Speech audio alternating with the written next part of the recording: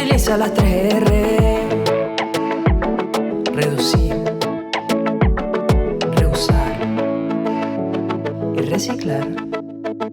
Playas libres, basura cero. Hola a todos, bienvenidos a una ponencia más de la mano de los expertos del proyecto Playas Libres, Basura Cero de Fundación Natura y Coca-Cola Foundation. Mi nombre es Marcela Zambrano, ingeniera ambiental y especialista en gestión de residuos sólidos. Hoy les estaré hablando de cómo podemos pasar de tener residuos a recursos. Para empezar, veamos cuántos residuos generamos en Colombia. En total, estamos generando alrededor de 26.5 millones de toneladas. Esto incluye residuos provenientes tanto de hogares como de industria. Estos residuos se dividen o se clasifican dependiendo de su tipo, en donde vemos que el 45% provienen de la clasificación mixta y comercial, en donde entrarían en su gran mayoría los residuos domésticos. Vemos también que hay una alta participación por parte de residuos animales y vegetales. Esto obviamente también incluye los residuos provenientes de toda la industria agrícola, así como de actividades comerciales. Y vemos también un porcentaje considerable de residuos no metálicos reciclables, en donde podríamos considerar residuos tales como papel, cartón, plásticos, entre otros. Siguiendo con esto, vemos que el origen de estos residuos, como lo mencioné anteriormente, se divide entre actividades económicas e importaciones, que tienen una participación del 54%, y los residuos generados de los hogares, con el 46% de participación. Esto implica que en los hogares estamos generando cerca de 12.3 millones de toneladas al año en todo el país. ¿En qué se traduce esto? Esto significa que en promedio una persona en su hogar está generando poco menos de 1 kilogramo de basura al día. Y como para poner estos números y aterrizarlos un poco más, hice yo aquí una aproximación, y estos 12.13 millones de toneladas al año significarían o estarían serían equivalentes a cerca de 117.500 ballenas azules. Son cifras demasiado grandes, cifras en las que a ratos no logramos dimensionar, pero tal vez es bueno saber que más o menos cada uno en su hogar está generando un poquito menos de 1 kilogramo al día. Eso quiere decir que en un año, si no sacáramos la basura, tendríamos 365 kilos o 350 kilos, más bien para no exagerar, en nuestros hogares. Entonces, eso nos lleva a pensar también qué acciones podemos tomar y cómo podemos minimizar también un poco esta generación de residuos. Pero ¿a dónde van a parar todos estos residuos? Por fortuna, en Colombia tenemos un buen sistema de gestión y de recolección de residuos sólidos, por lo cual en su gran mayoría van a disposición final. Disposición final se entiende como rellenos sanitarios, celdas de contingencia, celdas transitorias, o botaderos a cielo abierto, que pues ya entrarían en una clasificación de sistemas de disposición final no autorizado. Como se ve en la gráfica, en Colombia la mayoría de residuos van a sitios autorizados, lo cual digamos que es favorable para nuestra gestión. Otro gran porcentaje va a otros tratamientos y cogeneración de energía. Esto normalmente puede relacionarse con el aprovechamiento energético que hacen algunas industrias de cierto tipo de residuos. Por ejemplo, la industria cementera para sus hornos utiliza residuos que tengan un poder calórico como una fuente de combustión. Y también vemos que tenemos un porcentaje del 12% de reciclado y nueva utilización. Esto hace referencia a el aprovechamiento de residuos, de materiales, tanto provenientes de los hogares como residuos de la industria, que son aprovechados bien sea en esas mismas industrias o en nuevas industrias.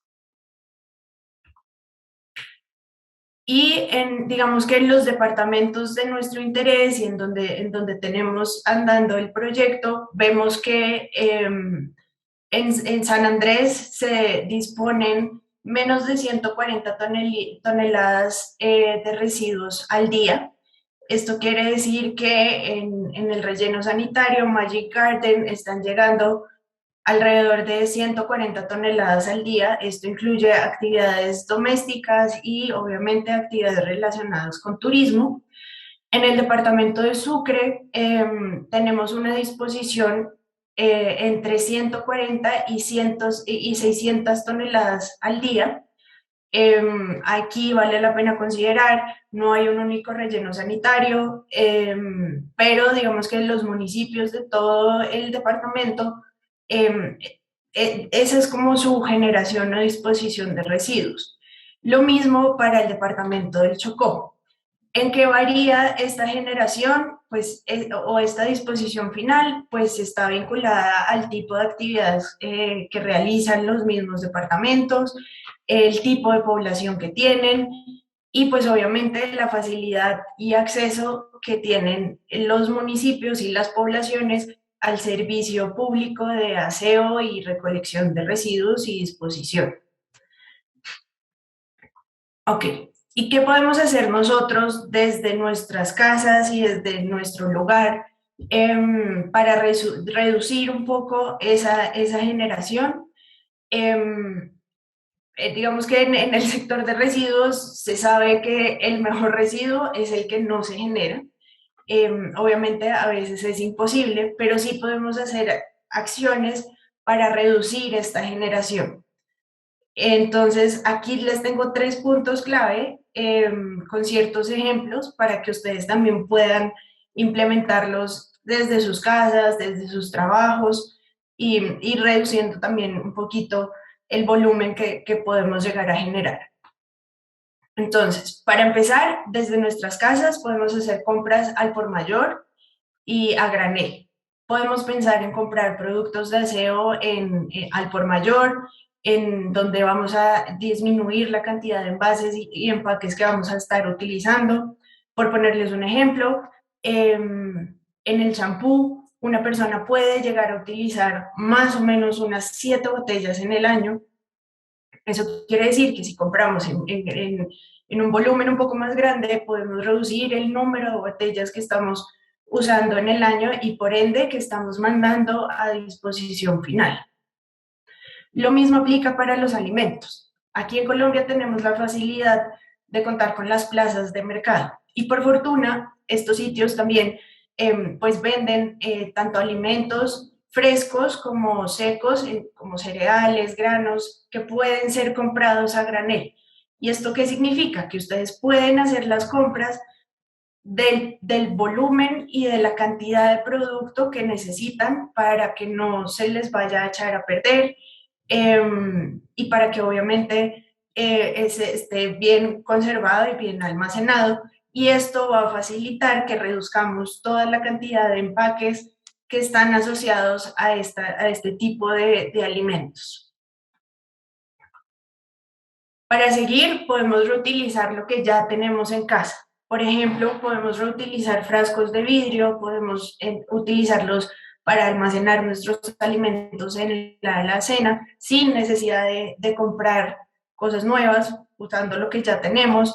Podemos crear este tipo de manualidades en donde en nuestro espacio de trabajo o de distracción podemos tener este tipo de contenedores haciendo uso de contenedores en donde venían, por ejemplo, alimentos empacados.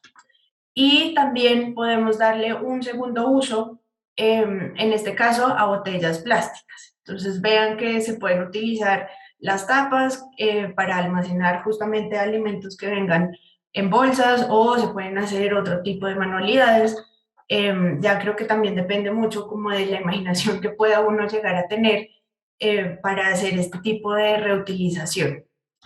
Y por último, podemos hacer la separación de residuos en nuestras casas.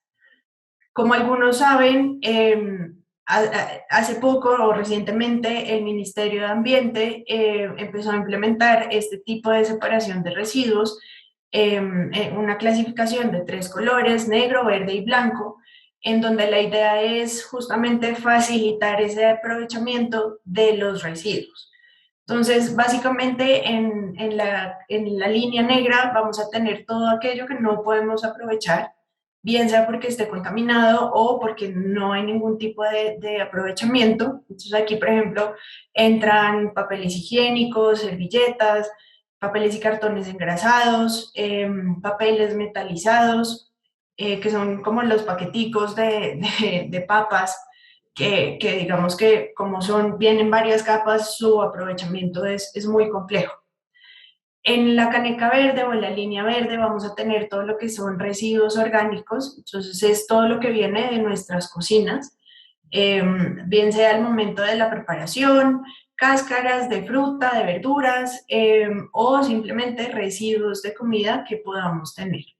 Y como aquí también estamos hablando no solo de residuos domésticos, pues obviamente también en esa corriente entrarían todo lo que viene de los residuos o de la industria agrícola, perdón. Y en la línea blanca pondríamos todo lo que son materiales reciclables o aprovechables, como los diferentes tipos de plástico, papeles y cartón, vidrio y metales.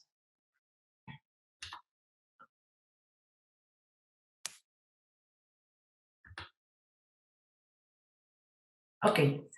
Y también para ver qué podemos hacer en nuestro entorno y cómo lo podemos mejorar y también cómo podemos hacer ese aprovechamiento de residuos, les traigo yo unas experiencias de emprendimientos que están hechos a base de residuos sólidos que en algún momento dejaron de ser un residuo, dejaron de ser basura y empezaron a ser un recurso.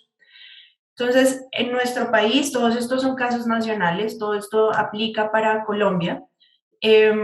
Recientemente, digamos que se ha empezado a dar este boom y digamos que es muy favorable para nosotros como país ver que ya los residuos no tienen un único camino, que es el relleno sanitario, sino que empiezan a tener unas salidas comerciales más allá del reciclaje. Entonces, empezamos, por ejemplo, esto está muy asociado al sector de la construcción, en donde podemos ver que se genera madera plástica. Básicamente la madera plástica es un aglomerado de distintos plásticos flexibles, que básicamente son todo tipo de empaques y bolsas que encontramos en el hogar. Y la idea consiste en que esto se procesa y se maquila para generar listones y postes similares a los de madera, pero hechos de este material. ¿Qué están haciendo con esto? Material. Están haciendo mobiliario urbano, que básicamente pueden ser bancas, mesas y parques infantiles, por ejemplo. Pero también están haciendo proyectos de viviendas de interés social con este tipo de materiales, que básicamente lo que favorecen es el acceso a un material duradero e impermeable a un bajo costo.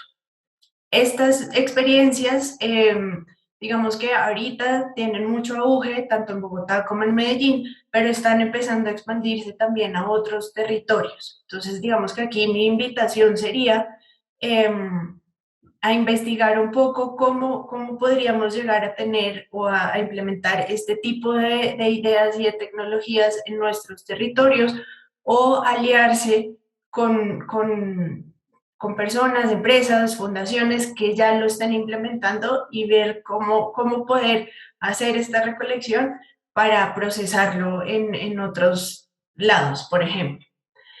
Tenemos también el caso de Tetra Pak, Tetra Pak son estos envases en donde, digamos, vienen principalmente bebidas, que son las cajitas Tetra Pak. Creo que varios las hemos visto y las conocemos. Y en un inicio su reciclabilidad era muy complicada porque es un material multicapa, que básicamente eso se traduce en que tiene capas de cartón, capas de plástico, capas de aluminio.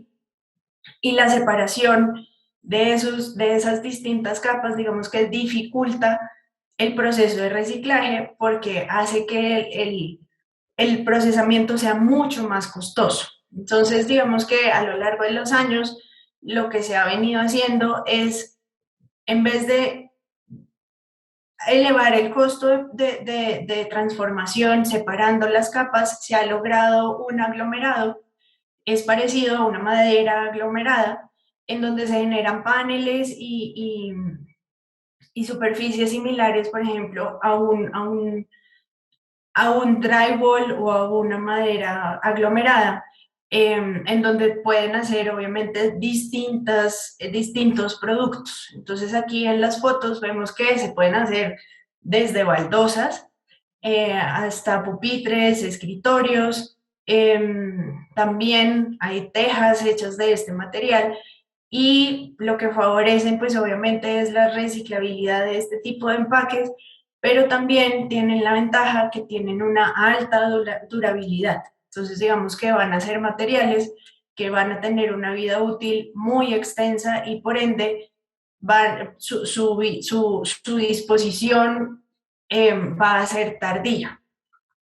Y eso digamos que también es lo que queremos buscar con este tipo de alternativas, que el resultado o el producto que obtengamos sea de alta durabilidad, para que no lo estemos botando al cabo de unos meses o de pocos años.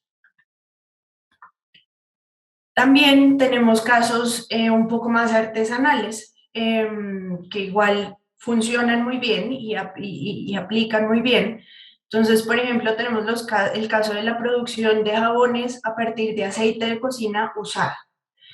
Esto se puede hacer, es sencillo, ya digamos que es un mercado que se está expandiendo justamente porque las industrias y las mismas personas están buscando alternativas que solucionen una problemática. Entonces, por ejemplo, en el caso del aceite de cocina usado, tenemos que un solo litro de aceite de cocina usado puede llegar a contaminar más de 1.000 metros cúbicos de agua.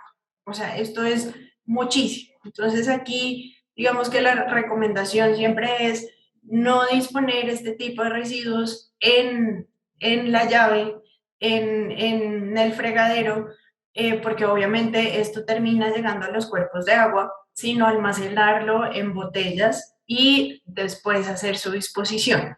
Entonces, a partir de, digamos que ese principio de recoger y después disponer el aceite de cocina usado, pues se han ido haciendo este tipo de productos en donde uno puede generar un jabón multiusos, que básicamente eso se traduce en que puedo lavar la loza, la ropa, los pisos. Con este tipo de jabones no voy a tener ningún tipo de olor, justamente por el proceso químico que está involucrado. Y con digamos que el gran favorecedor, y es que este tipo de jabones, digamos que por el tipo de producción que manejan, son de fácil biodegradación. ¿Eso qué quiere decir? Que al momento de llegar a los cuerpos de agua, van a desaparecer mucho más fácil que un jabón proveniente de la industria química o pues que tenga también algún derivado del petróleo, ¿no? Otro ejemplo que les traigo también es el tema de los papeles ecológicos y artesanales. Actualmente, en el departamento de Norte del Santander, que es un departamento en donde producen mucha piña, están haciendo derivados del bagazo de la piña. Esos derivados, en su mayoría, son papeles artesanales, pero también están haciendo a partir de este tipo de bagazos, eh, digamos, platos desechables que ya no son de plástico, sino que son de este material. Entonces, al ser de un material vegetal, pues obviamente es mucho más fácil su biodegradación que si lo fueran de materiales plásticos. Como sabemos, los materiales plásticos pueden tardar entre 100 y 1000 años en biodegradarse en el ambiente. Entonces, digamos que también esto nos favorece en cuanto a la vida que van a tener estos residuos en el ambiente. Entonces, a partir de la piña, por ejemplo, también están haciendo cueros sintéticos, cueros veganos, que son casi igual de resistentes o igual de resistentes a lo que sería un cuero proveniente de las curtiembres. Entonces, vemos que van generándose alternativas, que van saliendo ideas.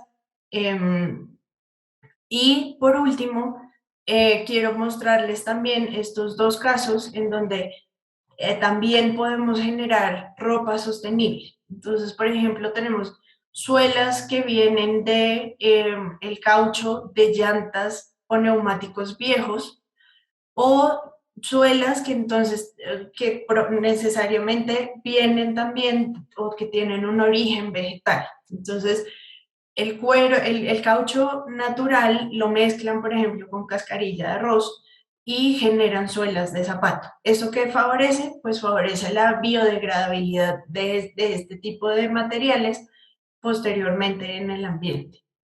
También vemos que a partir de las botellas de plástico, de las botellas PET, las botellitas de gaseosa que conocemos todos, se generan textiles y es fácil generar fibras y textiles. Entonces, digamos que eso lo que hace es que favorece el mercado del reciclaje para este tipo de materiales y permite que exista también esa posibilidad. Entonces, para ponerles un ejemplo, las camisetas de Colombia, de la selección Colombia, o camisetas deportivas, muchas vienen de este tipo de fibras. Entonces, se pueden hacer cosas interesantes con materiales reciclables.